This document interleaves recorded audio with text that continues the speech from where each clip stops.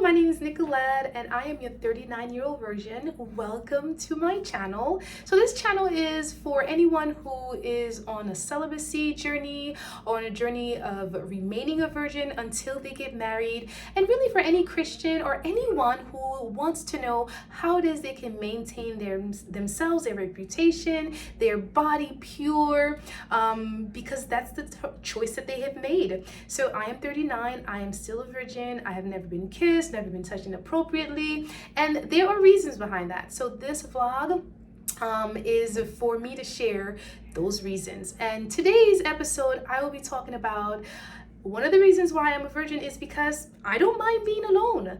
So if you care to know more, you can definitely subscribe and you can look at my other videos that I have already uploaded, other reasons why I am still a virgin at 39. But let's get into the reason that I have just stated, and that is I don't mind being alone. So I find that in this society that we live in, too many young men and young women are just scared of themselves. They're scared of their own thoughts. They're scared of being alone. They don't have, a me time. You're not taking the opportunity to get to know yourself, to get to explore your abilities, to improve on who you are. You're so ready to enter into the world and find someone to share your life with without first sharing it with yourself, learning about your likes and dislikes, getting the opportunities to explore the world and of whatever it is that you are interested in, whether it's scholastical, school related, whether it's financing, whether it's travel. There's so many wonderful things about being single that young men and women do not explore because they're so ready to find someone who's attracted to them or that they're attracted to spend the rest of their life with. Now, granted, I understand even God has stated that it's better than to have two people than one, and I am fine with that. I am fine with finding someone that I'm attracted to, finding someone that I want to spend my life with. But if I'm not able to find that person, I am okay with being by myself. I'm okay with doing this journey alone because I'd rather be alone and be happy than find someone else and be miserable. Okay, so when you become afraid of solitude, when you are unable to be by yourself, meditate on your own life, it's usually because you're not okay with who you are, whether it is because you've done something in your past that you can't really face, or you're just afraid of so many aspects about solitude, right?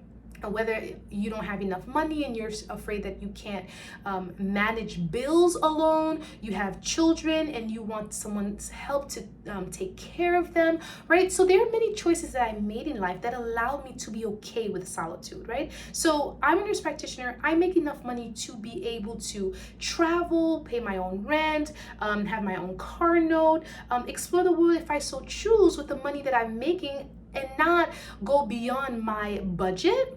Whereas a lot of people who are afraid of being alone, it's possibly because they do not have the intellectual prowess to get a degree in order to get a job that pays enough money. And so they need someone else to take care of them. Like, granted, having someone take care of you is a beautiful thing. When you find that man who's a provider, who's able to, pour into you, give you money for everything that you like, that's wonderful. And I do not mind that. Trust me, when I find my man, I actually have found one.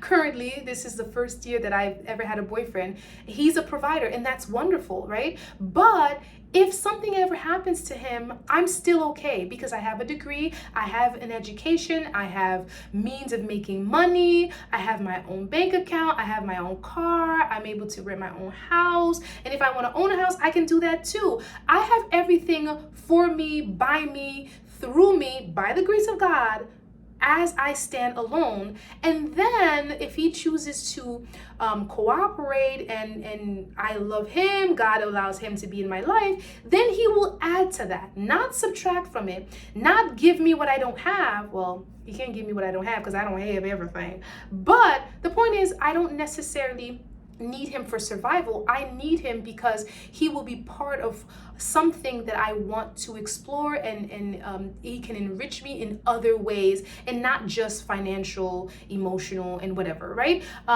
It's not it's a want that's connected to a need. Because I hate to say that I don't need a man, but I hate to say that I do need a man, right? Once I have him, I doubt, and because I have my boyfriend now, I love him so much, I can't imagine being without him now that he's been in my life for a year. And that's a wonderful thing. But before I found him, I was fine. I was a complete person without him. And when he passes, God forbid, way down the line, years from now, I will be okay. Okay?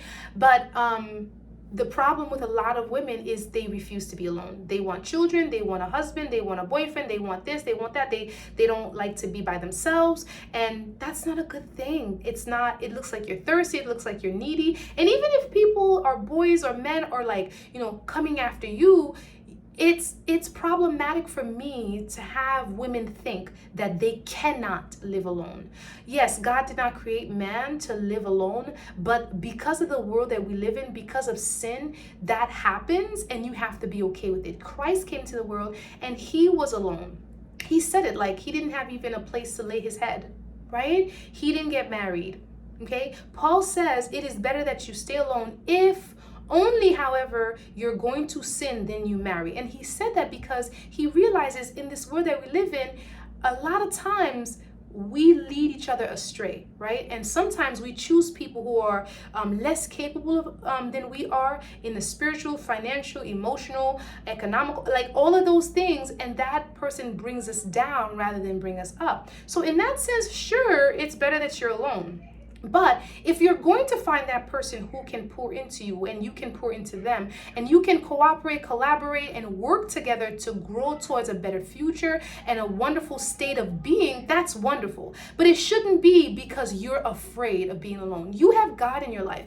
God is my husband. He's my friend. He's my uncle. He's my mama. He's my aunt. He's everything to me, right? He's the person I speak to when I need to have a conversation. He's a person that I reach out to when I need to be provided for. He's a person that I reach to when I need comfort. Like, God can be everything to you. So when you put a person in that position of you must have, then anything they do, you'll accept. Anything that they dish out, you will take. And that's not right. You are special. You are wonderful. You are, created to be great. And when you have a person who doesn't do right by you and you allow them to remain in your circle, that brings you down. That diminishes your value. Not because you are devalued, but you're allowing yourself to not be at that level where someone sees you in that light. And that does something to your self-esteem. That does something to who you are and what you believe about yourself. So my reason for being single is because I'm okay with being alone. I take that time to explore myself, to see what I need to improve in. And a lot of times when I start to have thoughts of, oh, I wish I was married, I wish I had a boyfriend, I wish I had this, I go back and see where in my life I'm not ready for that yet, right? I remember, growing older, I hated doing laundry, right? Or I hated washing the dishes. And now that I'm more independent, I have my own house, I do laundry every 2 weeks or every week, depending on the need. I wash my dishes every night. I clean my house without prompting because I don't have anyone to tell me to. But when I was younger, like, I didn't want to do those things. I didn't like to do those things. So I wasn't ready. Currently, like, I'm a great cook. Before, I wasn't that great of a cook, and it always bothered me. Like, oh my gosh, I don't really know how to cook yet. But I now have gained the ability and the capability to cook extremely well. I still don't like to because I'm cooking just for myself, but when I do, it's exquisite, right? So use that time of your solitude to improve on self, and don't be fearful of the time. Embrace it, enjoy it, explore things that you like, see who you are as a person, so that when you find your significant other, when you find your boyfriend, when you find your husband to be, you are able to contribute to the relationship, and you're able to identify as an individual and not take on everything that he puts on you. And then if he doesn't want to treat you well as a boyfriend, you know how you want to be treated because you've treated yourself well and you have insisted that others do the same. So that's one of the reasons why I'm still single. Share your opinion. What do you think? Is there a thing such as women not wanting to be alone, men not wanting to be alone, afraid of being by themselves? What is your take on it? I'd love to hear. But don't forget to subscribe. Bye.